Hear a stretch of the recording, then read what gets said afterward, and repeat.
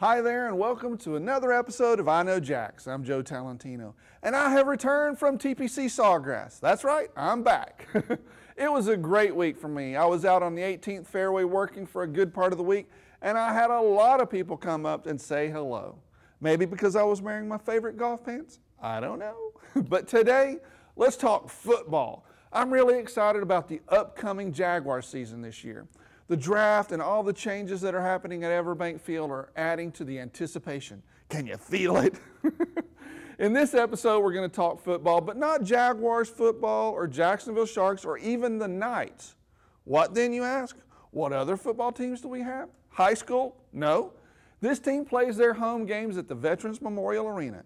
It's not really a trick question. I'm talking about the Jacksonville Breeze.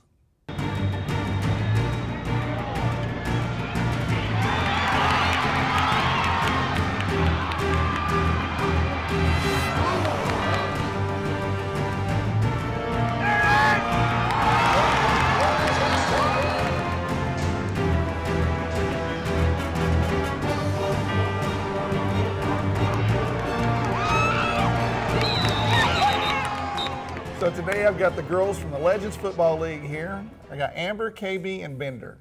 So tell me, what is Legends Football League all about? The Legends Football League is an amateur football league just for women that love to play the sport, and we're happy to be here in Jacksonville. Cool. Now, tell me a little bit about the rules. Like, you guys, is it 7-on-7? It's 7-on-7. It's NFL rules, but on an arena field. Okay.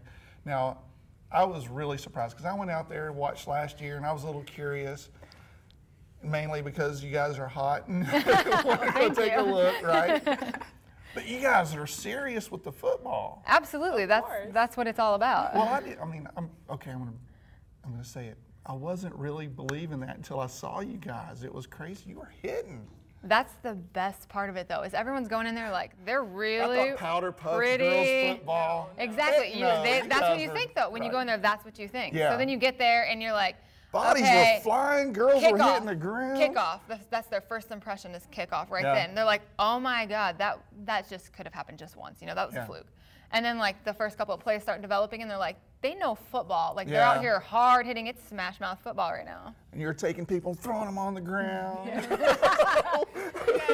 You must like this. So do you like the violence as much as the guys do? Well, I've been watching football like my entire life. I watched my cousins play it. I watched my my brother play it, and I've always wanted to play myself. So now it's like the perfect. So heck yeah, you gotta get your 2 cents in, right? Yes. So what about you, Bender? What's your position?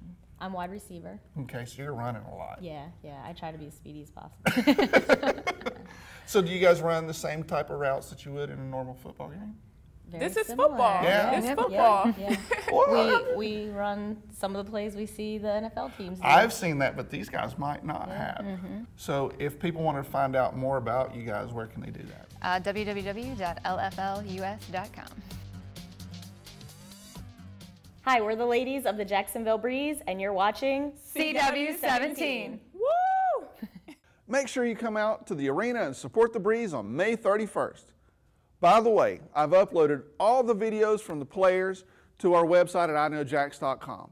We interviewed all the different food trucks and the restaurants, so make sure to go and watch those videos.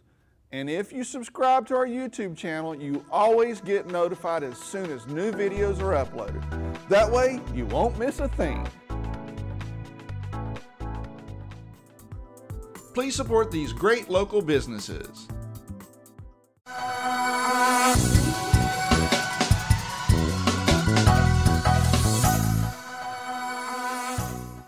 May is a huge month for events. First, it was all about golf with the players, then all about beer with the Jacksonville Craft and Import Beer Festival. And next week, the Jazz Festival is coming to Jacksonville. Artists from all over the country will be performing throughout the downtown area. This year, the event includes stages on Bay Street, one near Marsh Street and the Shipyards, and another near Noonan Street and the Landing. And remember, the Jazz Festival is a free event, so bring your chairs and blankets and a picnic and spend a day or two downtown. The Jazz Festival takes place downtown, May 23rd through the 25th. The Jacksonville Jazz Piano Competition kicks off the festival already on Thursday, May 22nd. This event has been a Jacksonville tradition for more than 30 years. 5 finalists will compete for the award, a cash prize, and the chance to perform on the main stage during the Jacksonville Jazz Festival. Tickets for the Jacksonville Jazz Piano Competition are $10 and can be purchased at the Florida Theater box office. There's a lot more going on during the festival. One of my favorites is the Art in the Heart of Downtown. And let's not forget about Jazz After Dark. This year, the event has expanded. After the last Jazz Festival performance ends, Jazz After Dark begins. Check out our website at iknowjax.com for all the details. If jazz is not for you, how about watching a movie under the stars? The very popular Moonlight movie series at Jax Beach is back for another season. And first out, The Sandlot. Pack up family and friends and head to the Jax Beach Pavilion Friday, May 23rd for a free screening. If you're up for a road trip for Memorial Day, how about Florida Folk Festival at Stephen Foster Folk Cultural Center and Park in White Springs? This festival includes more than 300 performances, and the festival is a 3-day celebration of music, dance, stories, crafts, and food that make Florida unique. Sounds interesting, doesn't it? Florida Folk Festival takes place May 23rd through 25th. Okay, enough already with the music. How about a good old-fashioned food festival? I've never been a huge fan of blue crab, but maybe the Palatka Blue Crab Festival will change my mind. The seafood cook-off starts on Saturday at 10 a.m. and I wouldn't want to miss that. Now, besides the food, this festival has it all, from carnival rides, live music, arts and crafts, bumper cars, pony rides, face painting, a giant slide, a Ferris wheel. It even has a parade. Now, I've always said it's not a big festival unless it has a parade. Don't you agree? I think you'll be able to keep yourself and the family occupied at the Palatka Blue Crab Festival for a day or two. The festival takes place May 23rd through 26th in Palatka. Now, for other events and more ideas about fun things to do, visit our website at iknowjax.com. Next, we're going to take a trip back in time.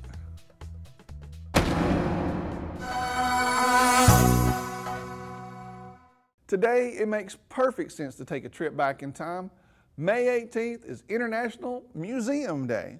When I was little, I lived in the North Georgia mountains near great Civil War battlefields, and I could walk around and imagine what it would have been like to live back then, or so I thought anyway. I'm not sure my imagination was in any way historically accurate, but it helped me become the weird kid in school who liked history. I know, imagine me being a weird kid. Well, anyway, when I had kids of my own, I always enjoyed taking them to places where history comes alive. And this place is definitely one of them.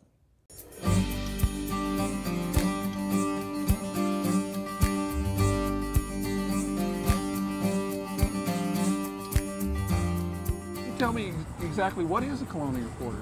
Well, it's 2 acres of awesome. We cover 300 years of history on 2 acres. I love it. We've got 2 restaurants, we've got retail, you can climb a 35-foot watchtower, you can watch a ship being built, we've got a blacksmith, we've got a gunsmith. It's just a really great, entertaining, historical adventure. 2 acres awesome. I don't need to say anything more now. It's done. Well, the idea is to make history interesting. We're on an authentic site. We're in a place where history actually happens. It's all so real. The very ground you're walking on has stories, but we try to tell those stories in an interesting way. So it's about real people and what they would have done to survive back in the day. We've got 16th, 17th, 18th century Spanish history and 18th century British history. Gotcha. Now, that's something you don't see a lot in St. Augustine, although it was a very important time. They were only here for about 20-something years, right? Exactly, but there was something else going on up north. Yeah, that little Revolutionary War thing. Yeah, tea was being thrown in harbor. Crazy so, up north. we were loyal to England during that time, so it's a tremendous story. Yeah, a lot of expatriates actually came down here from the north, right? They did. They actually did. Yeah. So it was a great time, interesting times, lots of intrigue, a lot of politics going on. The pubs were full then. Well, can you imagine the conversation? I can imagine, with everything yeah. that's going on up north. So we had a good time here. Very cool. Well, speaking of pubs, I hear you have a couple of restaurants/pubs here on the premise, right? We do. We're standing in the Taberna del Caballo. It's the Tavern of the Horse. Right. And the reason it's called that is the 2 men that used to live here in 1740 on this piece of property were cavalrymen in the Spanish Army. So they actually rode their horses and went into battle. Yeah. And so we named it the Tavern of the Horse in honor of that. And the tabernas, if I understood it right, are sort of segregated by what you did. Is that correct? Many times they were. Yeah. Almost like a guild in England. Right. People that were of like mind tended to hang out together. So Your blacksmith hung out with your blacksmith, you know, your carpenter hung out with your carpenter. Pretty cool stuff. Yeah. Now, for the first-time visitor, what would you suggest that they do, and how should they approach coming to Colonial Square? Well, you've got to take the adventure tour. You've got to get on a tour, get the overview, participate in a musket drill. Right. You know, just see it all, do it all, get a good sense of it. Love climbing up the watchtower. You look over top of the fort. You want to dig in the discovery boxes. We've got archaeology discovery boxes. That's pretty cool. Kids of all ages love to play in those. So you find swords and pottery and all kinds of good stuff. But yeah, there's a lot to see and do here. And then you top it off with a cold sangria, or you get a cold pint at the pub. Yeah. A little bit of or food. Both. Yeah, you get a little bit of food, and it's a nice day. Now, when it comes to the food, is it food of the time, or is it just your typical? Well, it's inspired by history. Gotcha. It's not, you know, if you cook the food they actually ate back in the 1700s, nobody would eat it. There's no salt. It's not very tasty. Yeah, it's not very tasty.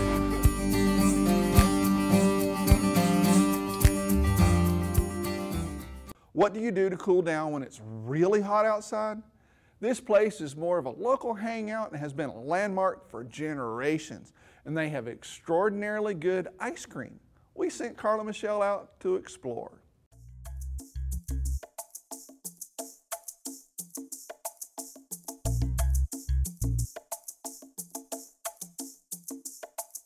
Hi, I'm Carla Mechele, and it's Jacksonville. It's summertime and it is hot. So what do you do when it's hot? Ice cream. That's right, we're here at Dreamette, and a lot of people say it's the best ice cream in town. Let's give it a taste. What do you like about this place? The ice cream. The banana split with everything on it. Everything. Yeah, it's just really good. It's not too sweet. It's not too watery, you know, like some are just, you know, it's like too much ice or too much milk. It's like perfect. Yeah. they have it down to a science. You can just ask any of our customers, because we kept it the same way as they made it back in the 40s and 50s. We hadn't changed anything. We kept all our recipes the same. The ice cream, we use the highest quality we can get, so we don't cut corners. We try to keep the quality up. Cherries, chocolate, walnuts, bananas, strawberry, pineapple, vanilla ice cream. They've been here forever. It's just a cool atmosphere, you know. You just walk up to the window, you get what you want. You can eat it here, take it home. They got a bunch of choices. So many choices, and it's local. It's like you know, you just the local, buy local, eat local. You know, it's not like Dairy Queen. You know, so it's good. Why do you come here? Why is it your favorite spot? Because I support the local economy in Jacksonville, and a lot of people really don't know it's here. But if you go online and you surf the net like I do a lot, you'll find out about the local things, and I like to bring in the economy to the local area. Summer, spring, what? The place is crowded. Even if it's cold, rainy, whatever. I'm serious, it is. Well, how does it feel that it's still here after all this time? Oh, wonderful. You know, and to see all the pictures of when I was coming, when I was a little girl, because I'm 60 plus. You know, no, it is. It's wonderful. It really is. And so I'm glad they're expanding. So did you go on any dates up here? Oh, yeah. Absolutely. I mean, this is where you came. If you went out to get a hamburger, and back then it was out on Penny Burgers over on St. John's Avenue, then you came here for your dessert. But you're way too young to remember that, honey. Okay. Started in 1948. It was originally called the Dreamette. The story has been told that sometime it was changed to the Dreamette because there was actually no cream, so they had to change the name. That's the story I've been told. And I was able to purchase this Dreamette in 2008 from a friend of mine. And that's how I've had it for 4 years, and we're keeping the train rolling here. And you actually used to come here as a boy, is that right? I did. I grew up over here on this side of town, so I've been coming here since 1971. And everybody knows it, and it's a lot of work on your own business, but I really enjoy it. I work usually 7 days a week, but it doesn't bother me, and I just like meeting the people that come up here, and they tell their stories about how they come here as kids, and they still come back, and they can't believe it's still here, and it tastes just as good as it did when they came as a kid.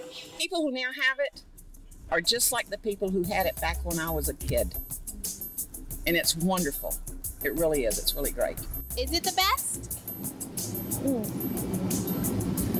You'll have to find out for yourself. I'm Carla Mechele with I Know Jax in Murray Hill.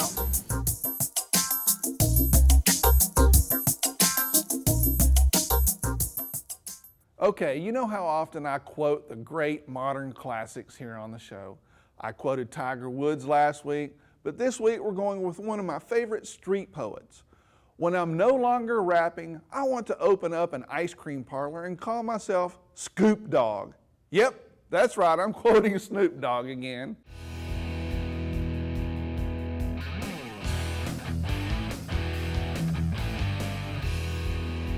Thanks for hanging out with me here on the show tonight. Before I go, I want to remind you to subscribe to our newsletter. We're getting ready to have more meetups and events over the summer, and the newsletter is where we keep you up to date with the latest. Just go to iknowjax.com and you'll find the sign-up box in the right-hand column. I'll be back next week with a brand new episode, and until then, I'll see you on the internet.